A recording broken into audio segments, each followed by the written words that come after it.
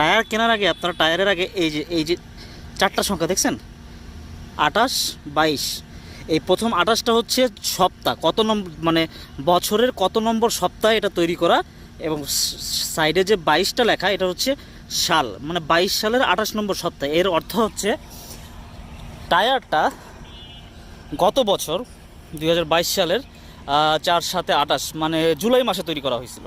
তো এই জিনিসটা আপনারা খেয়াল করে নেবেন যে এগুলো রিসেন্ট কিনা, কারণ একটা টায়ারের কিন্তু সাধারণত 5 বছরের বেশি আসলে টেম্পারটা থাকে না।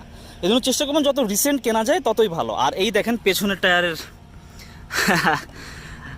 ডিজাইনটা কেমন, গ্রিপটা, এটা তো এমনি সময় দেখাইছিলাম, বাট লাগানোর পরে কেমন লাগে এটা একটু দেখায়নি। দেখছেন, খুব দারুণ কিন্তু।